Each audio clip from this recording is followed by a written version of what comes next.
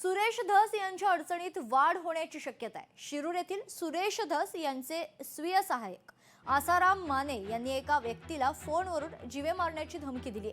संतोष गायके या व्यक्तीने माने यांच्या पुतण्याला 1.5 लाख रुपये दिले, मात्र मानेंच्या पुतण्याने गेल्या 4 वर्षांपासून हे पैसे न दिल्याने गायके यांनी पैसे कधी देणार असा प्रश्न विचारला।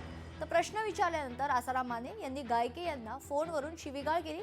त्यामुळे आता सुरेश धस यांच्या अडचणीत वाढ होण्याची शक्यता वर्तवली जाते।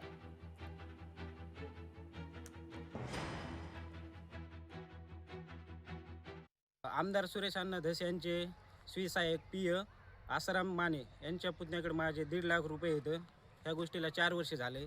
मी त्यांना वेळोवेळी मागण्याचा प्रयत्न केला, तर त्यांनी आज देऊ उद्या देऊ करत करत आज 4 वर्ष झाले गोष्टीला।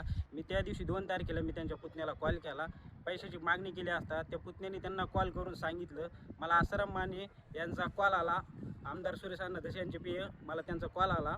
त्यांनी मला आरेरावीच्या भाषेत शिवीगाळ केली, जीव मारण्याची धमकी दिली।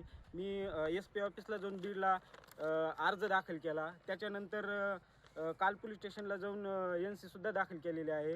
ह्याच्या प्रकारे मी खूप म्हणजे ह्याच्या दडपणामध्ये आहे, त्यांच्या भीतीचं वातावरण पसरलं आहे। मी लोकशाही मराठी ऐका, पहा, जागरूक रहा।